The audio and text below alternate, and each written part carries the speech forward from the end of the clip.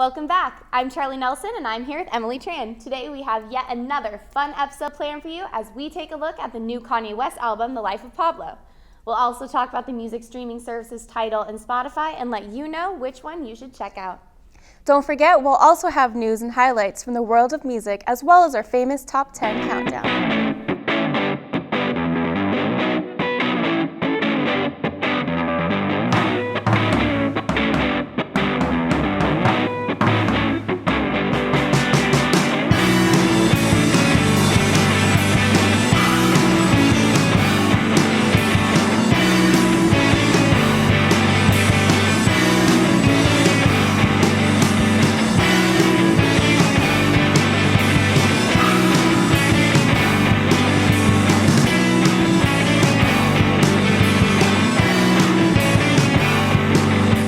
50 Cent's financial problems have been well documented, and now it appears he'll be heading back to court to explain some recent Instagram posts.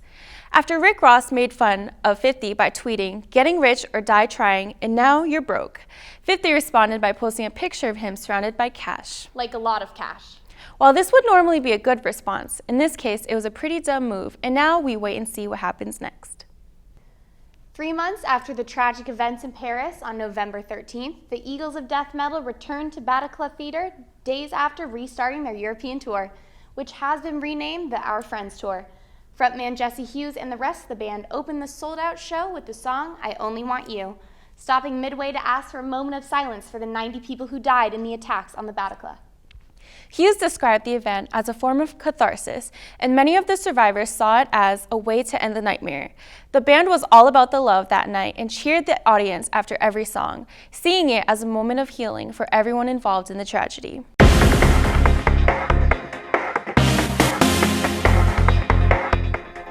Karaoke can be insanely fun. However, it's easy to lose friends by choosing terrible songs. So let's take a look at some of the worst karaoke songs.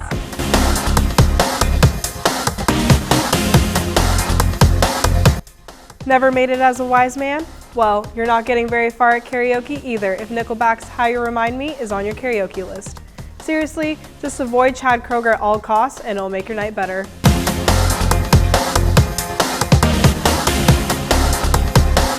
Pearl Jam is a great band, but let's be honest, Jeremy isn't exactly the kind of song anyone can sing. Also, it's a song about some kid getting bullied, so leave your issues at home and enjoy singing something else.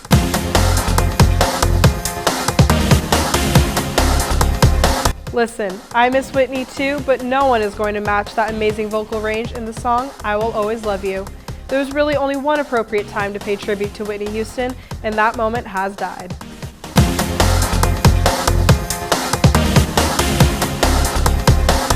It's the End of the World is another classic song that normal people just can't sing. This song is way too fast for most people to keep up, and you don't want to be the guy who doesn't know the lyrics and only sings the chorus.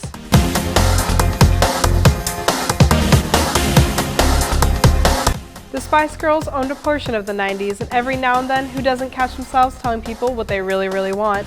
However, that's because it's one of the few lines that anyone actually knows. After her latest album didn't meet high expectations, Rihanna is now facing some challenges with her tour. While the tour was originally slated to start this month, fans will have to wait until March 12th when she kicks things off in Jacksonville. Not much info has been released about the delay in her schedule, but she did have to cancel her Grammy performance a few weeks ago due to bronchitis. Even though Rihanna had to reschedule a few events, she appears to be on track for her concert at Key Arena in Seattle on April 24th.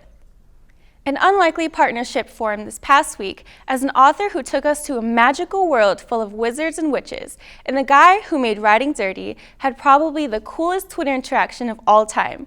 After once again dealing with Twitter trolls, J.K. Rowling tweeted, "They see me rolling, they hating," quoting the hit song by Chamillionaire. The rapper appreciated the tweet from Rowling and simply said, "Touché." Kanye has been in the news a lot, but the craziest thing he's done recently has to be crediting his 2 children as creative consultants on his new album, The Life of Pablo. You know, when I was 2 years old, my parents were just happy when I didn't draw on the walls. Yeezy also claimed to be $53 million in debt and plans to sue the Pirate Bay after the site released his album. Right now, the only way to listen to this album is through the music service Tidal.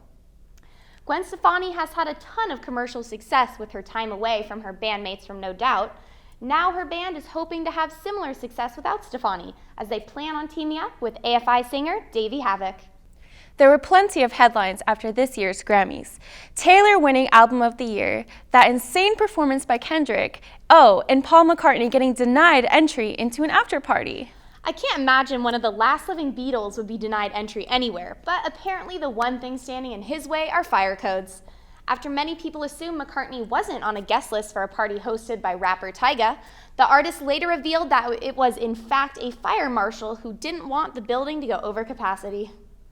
Well, it's finally here. It has a title, but it isn't available for purchase. As of right now, the only way to listen to The Life of Pablo is to stream it on Tidal. Kanye's latest album reminds us why his fans could ignore some of the craziness that he spews. The order of the tracks on the album is kind of confusing. In Ultra Light Beam, we're greeted with a choir, and the first few songs have a gospel vibe to them, which makes sense. Kanye announced this was going to be a gospel album, but he doesn't stick with it throughout the album. In the fourth track, Famous, Kanye really takes off, and it almost feels like you started listening to a different album. Don't be fooled. While at first the track is intimidating and unconventional, once it settles into your ears, you'll find yourself trying to recite your favorite parts. One of my favorite aspects of this album is you get a glimpse into the real Kanye. Now, I'm not talking about the ridiculous stuff he says on Twitter. I'm referring to the spiritual person he wants to be, but really can't live up to because of his celebrity. The song Real Friends, which was released as a single before the album came out, is probably my favorite song on the album. It sums up what it's like to deal with old friends, acquaintances, or family members you've lost touch with, and the overall complications of those relationships. The Life of Pablo, while at first may not be what you're expecting, is an amazing album. Kanye has come a long way since College Dropout. We absolutely recommend you listen to this album if you get the chance.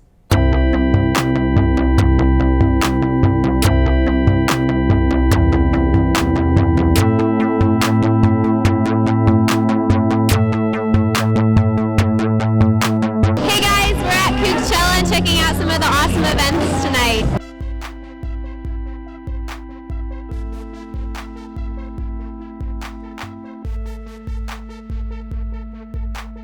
Hello, here's the deal. We're telling you So I'm here with Silas and we're checking out the virtual graffiti wall. So Silas, can you tell me a little bit about the virtual graffiti wall? What we do is we take your picture in front of the screen, and then we put you on the screen just like this, and then you can manipulate the screen with this can right here. It's an infrared system, and you can do all sorts of stuff like stencils and free draw. You can do shading. It's a pretty intense program. So can you show me what your favorite stencil is? when we are together. Talk about the weather. When we are together.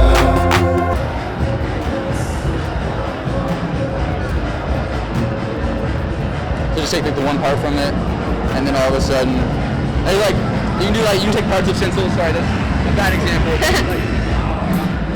So I'm smoking a cigar. Yeah. Hey guys, so we're here with Angela. So Angela, how are you enjoying Coachella? I am enjoying it. On a scale of 1 to 10, I would be a 15 because my happiness levels are off the charts because I get to dance and I get to sweat and I get to have fun doing it. So it's a good time. So can you tell me what your favorite event is so far? I would definitely have to say the headphone disco because like I said, I get to jam out and I've never done anything like this before. I mean, I've danced in my room by myself plenty of times, but now I can do it with strangers. So it's great. And what's your favorite song that you've danced to so far? I would probably have to go with my homeboy in the 206, Ben Haggerty, #Macklemore with Downtown. Well, I'll let you get back to dancing. All right, thank you very much.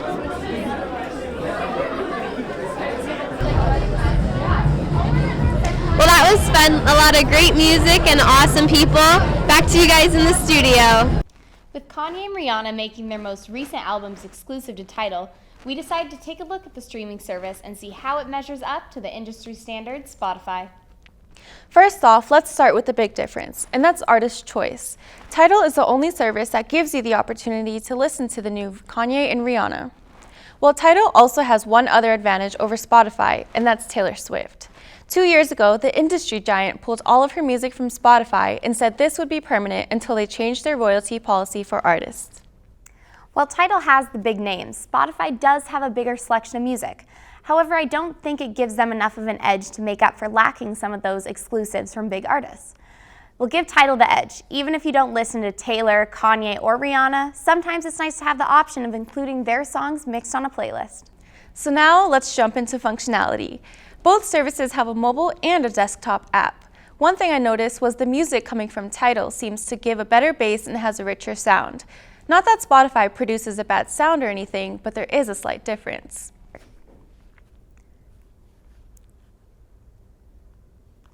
However, not everything is better on Tidal. Often there are moments where songs have to buffer or even just start over again. We all know nothing can kill a good playlist like a streaming service from the early 2000s. In 2016, music shouldn't skip when you stream it. That's a fact. Finally, we have the biggest factor of all, and that's the price. Listen, we get it. Spotify is evil because it's free and artists don't get paid well, but the fact I don't have to pay for it is the biggest reason it's become so popular. For $10, you can upgrade to the premium version that allows you to listen to the music without being connected to the internet. Tidal has two options as well. There's the $10 basic service and the $20 version, which claims to include CD quality audio. For the average listener, you're probably getting the $10 version. While we feel Spotify is the way to go at the moment, we're definitely excited to see what Tidal turns into, especially if artists begin to go that route. Well, we hope this brief look at the two music services can help you decide which one you want to use. Now, we'll send you back to Maury in the Top 10 Countdown to wrap things up.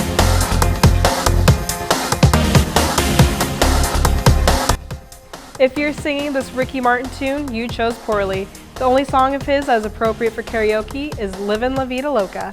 No matter what you do, your performance of this song will never be as amazing as William Hung's.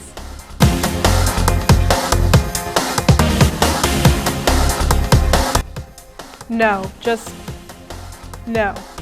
The song isn't bad if someone can dish it out, but there's a good chance that once people realize what's happening, all the single ladies will surround you and sing along. I don't want this, you don't want this, so let's avoid it.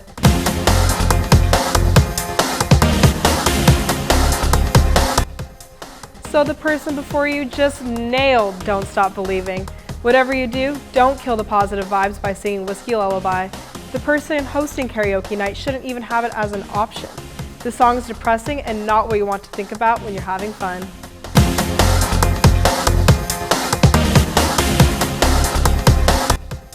If you decide to sing What's New Pussycat by Tom Jones, then you probably just sang Whiskey Lullaby, and in that case, shame on you.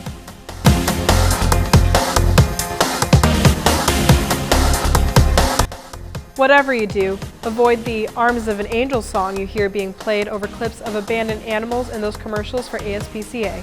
Listen, it's a great cause, but if I have to explain why this song isn't a good choice for karaoke night, then you probably have bigger problems. Well, I'm Mari, and hopefully this list can help you avoid some embarrassing moments at karaoke. Either way, karaoke is all about having fun, so don't forget to have a good time. Oh, and remember to have your pet spayed or neutered. That's all we have for you today. We'll see you next time. Hey Charlie, aren't you into karaoke? Yeah, when karaoke night comes around, no one can party in the USA as well as I can. Well, it looks like I need to add another song to the Don't playlist.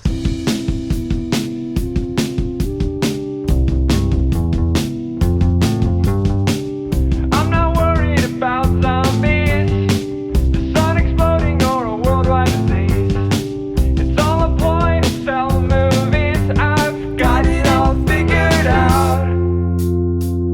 I'm not worried about some asteroid, Planet X or War of Man Detroit. The thing that really keeps me up at night is a threat we've never defined. I am a prophet of the sea, here to say